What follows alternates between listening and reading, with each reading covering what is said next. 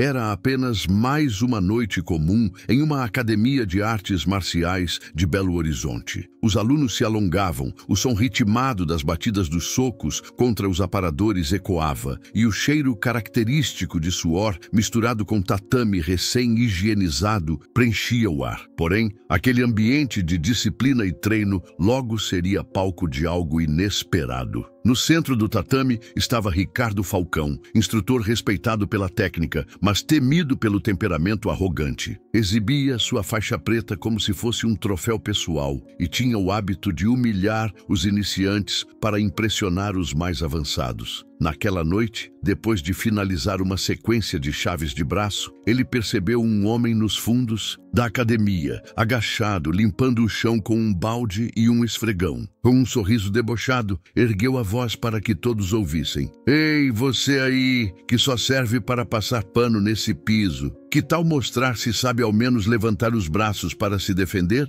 Os alunos se entreolharam. Alguns riram sem graça, outros desviaram o olhar. O alvo da provocação era Antônio Silva, o novo zelador da academia. Com 42 anos, discreto, evitava qualquer tipo de conversa além do necessário. Trabalhava ali havia apenas 3 semanas, sempre entrando quando as turmas já estavam se dispersando. Mas naquela quinta-feira, a turma avançada havia decidido estender o treino, e ele acabou dividindo o espaço com eles. Com calma, Antônio ergueu os olhos. Seu rosto tinha marcas de cansaço, mas também uma serenidade incomum. Voltou a abaixar a cabeça e a esfregar uma mancha resistente no piso antes de responder. Não quero incomodar, senhor. Só estou terminando meu serviço. A resposta educada provocou ainda mais o riso do instrutor. Ricardo abriu os braços em um gesto teatral e soltou uma gargalhada que ecoou pelas paredes da academia. Escutem isso, pessoal.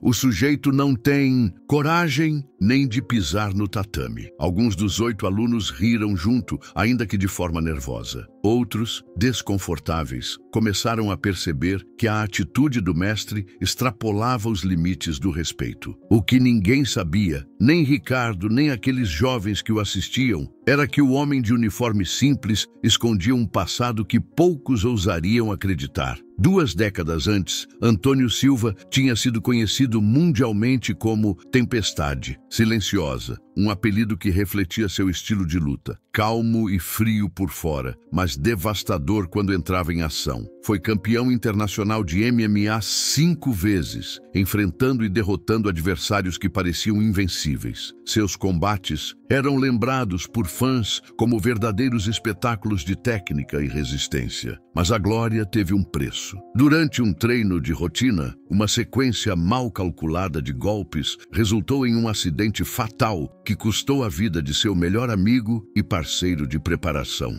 O episódio marcou Antônio profundamente. Mesmo absolvido de qualquer culpa pelas investigações, ele nunca se perdoou. Tomou então uma decisão drástica: abandonar os ringues para sempre. Desde então, viveu fugindo de seu passado. Passou a aceitar trabalho simples, longe das câmeras, longe dos holofotes e da idolatria. Para ele, cada balde d'água jogado no chão, cada piso limpo, era uma forma silenciosa de tentar lavar a culpa que carregava no coração. Naquela noite, porém, o destino parecia querer colocá-lo novamente diante do que mais temia: o tatame, a luta e os olhares de uma plateia que, sem saber, estava prestes a testemunhar muito mais do que um confronto entre mestre e zelador. Há provocações que funcionam como fósforos jogados em barris de pólvora esquecidos. Basta uma faísca para reacender o que parecia enterrado. Ricardo caminhou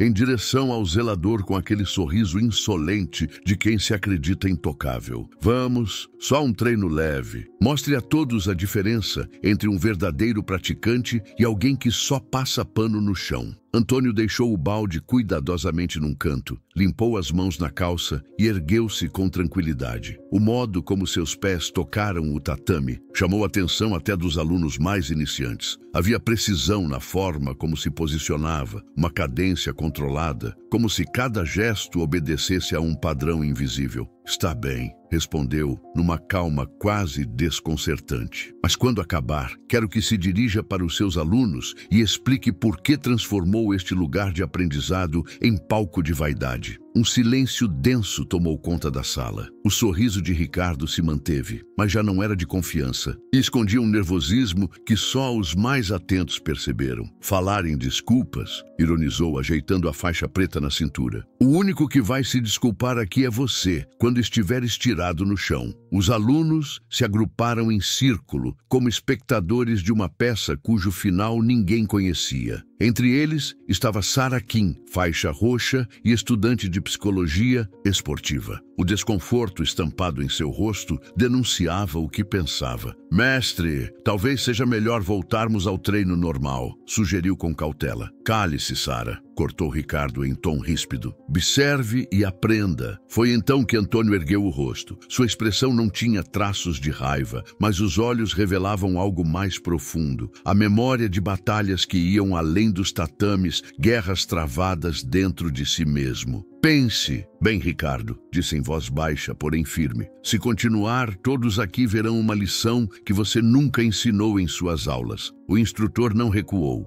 Avançou primeiro com um jab impecável, rápido e alinhado como nos manuais de boxe. Mas quando o punho cortou o ar, Antônio já não estava na frente dele. Moveu-se com leveza, como correnteza que contorna uma rocha, desviando quase sem esforço. Ótima intenção, comentou sereno. Mas você revela seu golpe antes mesmo de soltá-lo, pelo giro do ombro. Ricardo, descrente, partiu para uma sequência agressiva de socos e chutes. No entanto, para os olhos dos alunos, parecia que Antônio antecipava cada investida com segundos de antecedência. Era como se estivesse lendo o corpo do adversário, como se lê um livro aberto. De repente, em um gesto que parecia banal, mas carregava uma precisão quase sobrenatural, Antônio estendeu a palma da mão contra o peito de Ricardo. Não houve explosão de força bruta, apenas um movimento suave, calculado, como se o ar tivesse se tornado uma marreta invisível. O resultado, no entanto, foi devastador. O corpo do instrutor foi lançado para trás, percorrendo quase 2 metros antes de cair pesadamente no tatame. O barulho seco do impacto ecoou por toda a sala, abafando até a respiração dos alunos. O silêncio que se seguiu foi absoluto, como se todos ali estivessem presos em um transe coletivo, incapazes de acreditar no que tinham acabado de testemunhar. Sarah, ainda com o celular tremendo nas mãos, quebrou a quietude. Seus olhos percorreram rapidamente a tela e a cor em seu rosto mudou quando finalmente encontrou o que buscava. A voz dela saiu trêmula, mas carregada de espanto. Antônio, tempestade silenciosa. Silva, 5 vezes campeão mundial de MMA, listado entre os maiores técnicos da história da luta. A revelação caiu como uma bomba. O nome ecoou pela academia e fez cada aluno se dar conta de que aquele zelador silencioso era, na verdade, uma lenda que todos conheciam de revistas, transmissões antigas e histórias contadas por veteranos do esporte. Ricardo, ainda estirado no tatame, sentiu o rosto empalidecer. O suor escorria pela testa, mas não era esforço físico. Era o peso esmagador da vergonha. Sua boca se abriu em uma tentativa de explicação, mas apenas gaguejou. Eu não fazia ideia. Antes que terminasse, Antônio o interrompeu. Sua voz não era de raiva, mas de firmeza tranquila, o tipo de tom que não admite réplica. Se tivesse sabido, teria me respeitado ou teria continuado a zombar de qualquer outro trabalhador que não pudesse se defender. A pergunta não apenas atingiu Ricardo, mas atravessou todos os presentes. Foi como um golpe invisível que expôs a verdadeira ferida. Não se tratava de técnica, mas de caráter. Sarah, ainda visivelmente emocionada, deu um passo à frente. Sua voz firme contrastava com o tremor inicial das mãos. Sensei, contudo, respeito. O que vimos aqui hoje não foi ensino, foi abuso mascarado de lição. Os alunos se entreolharam, alguns envergonhados por terem rido minutos antes, outros indignados por terem sido cúmplices silenciosos. Murmúrios de concordância começaram a preencher o ar, até que o próprio Ricardo, com o rosto em chamas de vergonha, se levantou com dificuldade. Eu peço desculpas, murmurou, olhando para cada aluno e por fim para Antônio. Estava errado, completamente errado.